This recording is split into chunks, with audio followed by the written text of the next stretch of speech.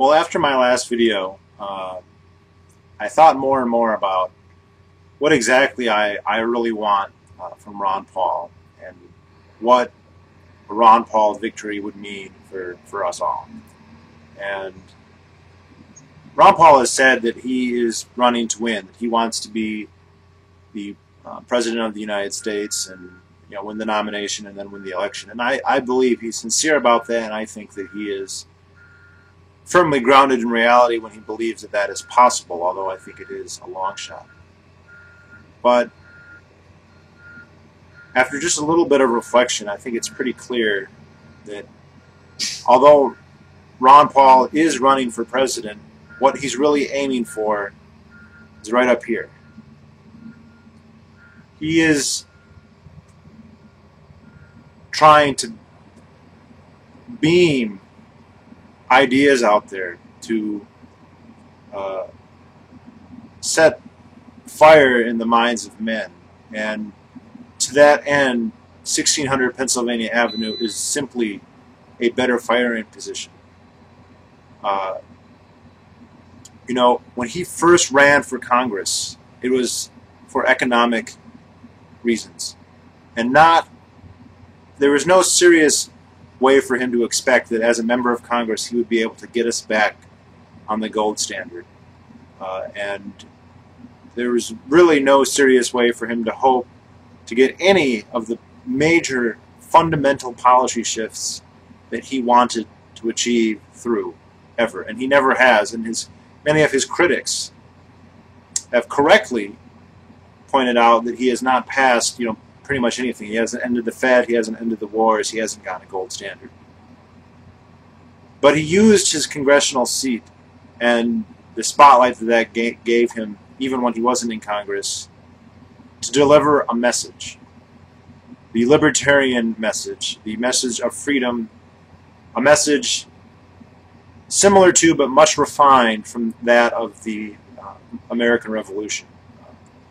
They are definitely his ideological progenitors, but there has been a great deal of progress in human thought towards this end, and he stands on the shoulders of many great men since the American Revolution. And he has used his fame, more or less, as a pulpit to persuade people. Not a bully pulpit, but a pulpit to say, this is what you need to hear. And this is exemplified, I think, in one of the first debates this year where he said that we should not go to war with Iran, that we should try and be friends with them, and he got booed. Oh, and when he said that Al-Qaeda attacked us because of our policies. Something that is, by the way, not controversial. The government itself, at least some of its agencies, readily admit this. And he got booed. And he didn't say, oh, I didn't mean that. I meant let's kill them all, or kowtow to this negative press. He said, I'm trying to explain to you why they attacked us. You can't hope to solve our problems if you refuse to diagnose them correctly. And his entire public existence has been to do this. And he has succeeded more than any person in history, I think. There are many great libertarian thinkers and writers, geniuses. I mean, real geniuses like Mises and Rothbard, and a whole slew of others.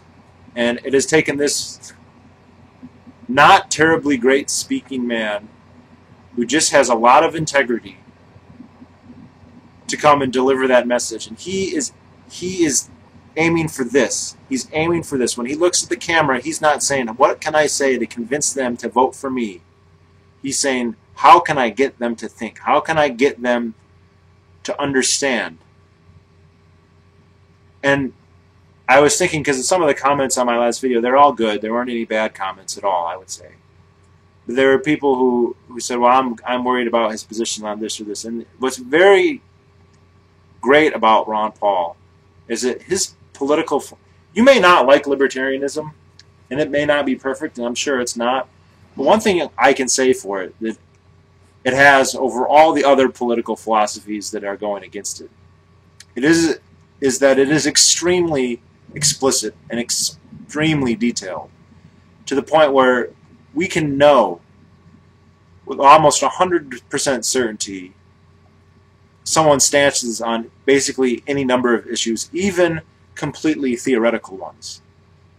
Even lifeboat scenarios, even very, very odd situations that will never arise, and certainly for normal policy decisions. We know if someone is a sincere libertarian, which in this day and age they pretty much all are, because there's no political capital to be gained by just being a faux libertarian, as there is for being like a faux Republican. I believe there are a few people in Congress who are actually libertarians who just to become elected they put on the clothing of a Republican or Democrat. The one who comes to mind immediately is Dana Rohrabacher. But there is no reason to pretend to be a libertarian. It's a liability, if anything else.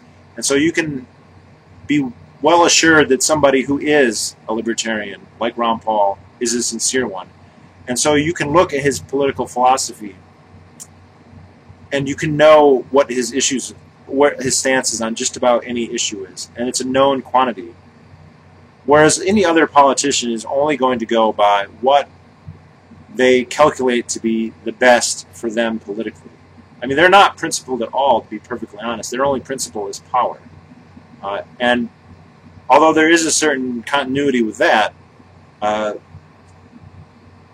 it's a little bit harder to predict because we don't know. They may calculate that grabbing too much power is something they shouldn't do or whatever.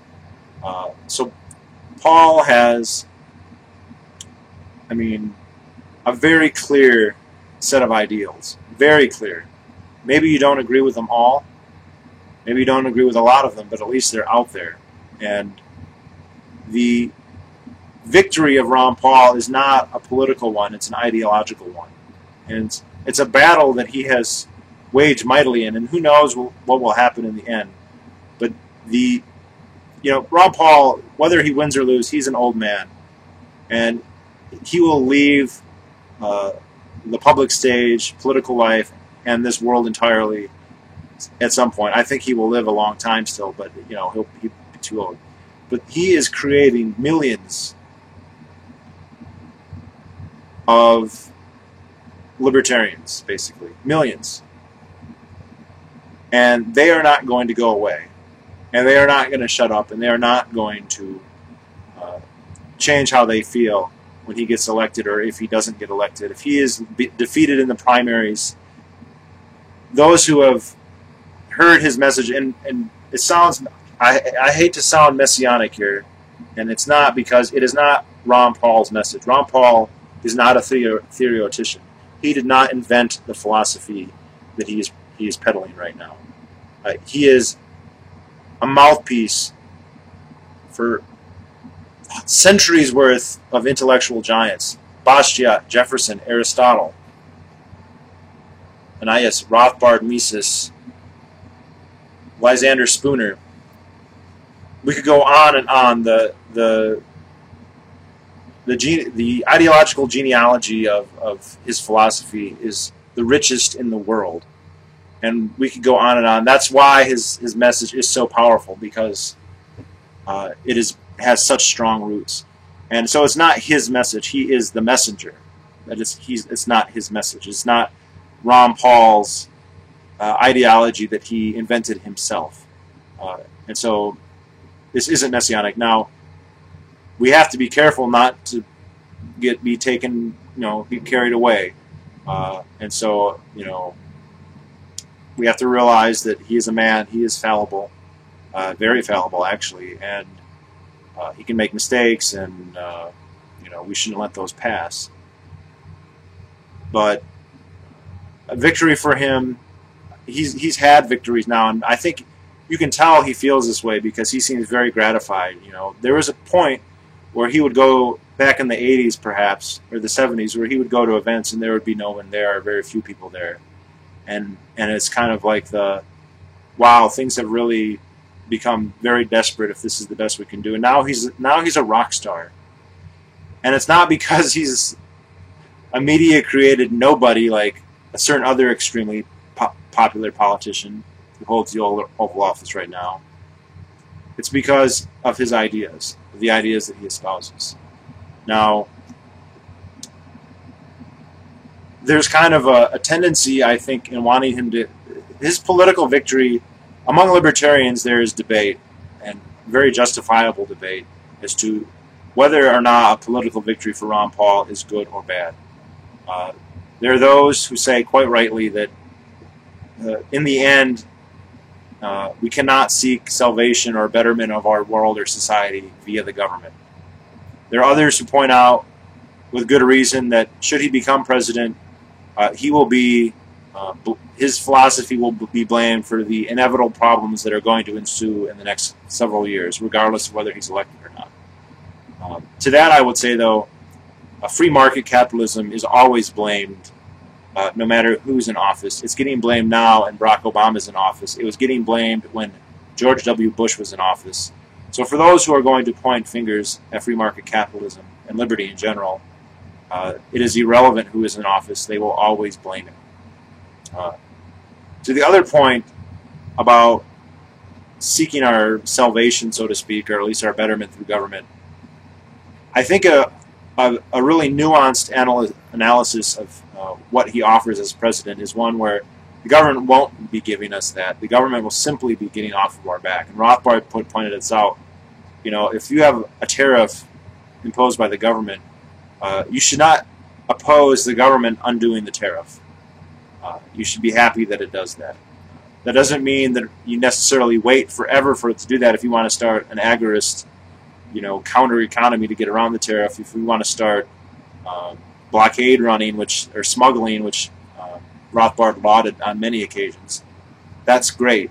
But you shouldn't be upset if the government undoes the harm that it's doing, and that is what Ron Paul is promising to do, to one extent or another.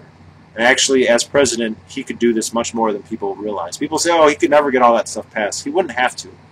Because all he could do is say, I will pardon anybody who is charged with these crimes. So he doesn't have to get a law passed that says marijuana is no longer, is legal now. All he has to say is, I will pardon anybody who is charged with a crime, a nonviolent crime involving drugs. That would mean that the drug war is over, and millions of people would be let out of prison. I don't know if he has to literally sign every single person's release. I don't think he does, actually, because Gerald Ford did that to all of the Vietnam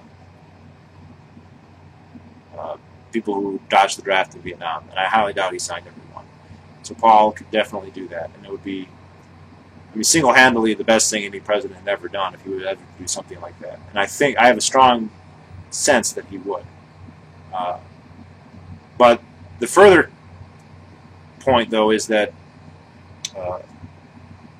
it's true, we have to build our own futures. We can't expect the government to do that. Now, in his running, I think I've made this mistake, and I think a lot of other people are making the mistake as well, and I make it, especially when I do the lesser of two evils argument. We'll try and get people who might be political allies, say progressives, for instance, and say, okay, we know you don't agree with Paul on everything, but he's better on certain issues, so you should at least vote for him in the primaries, if not in the general election. And to the extent that furthering his political career and getting him the White House would advance the cause of liberty, then that's fine. But really the bigger point and the more important argument is to get those people to hear the freedom message and to understand it and to maybe change their minds. And I think that supporting a candidate will do that. When he ran the first time, and I went to some Ron Paul meetup groups, it was quite an eclectic mix. You had a number of very clean-cut, very conservative people, fundamentalist Christians, very active Republicans. You had, obviously, the libertarians, who I think have always been the core of this following. But then you had a lot of hippies who were socialists, people who favored universal health care and all kinds of trade restrictions and the most wrong-headed and reactionary, aristocratic economic policies. But they liked him because of war, and so they would support him. And what happened to all of those people that I knew, where I was able to trace their ideological struggles, is they became free traders. They became much more libertarian thanks to their exposure to Ron Paul. And some of those Republicans, they became anarcho-capitalists. They went much further than they ever would have before. And that, I think, is very important. And to the extent that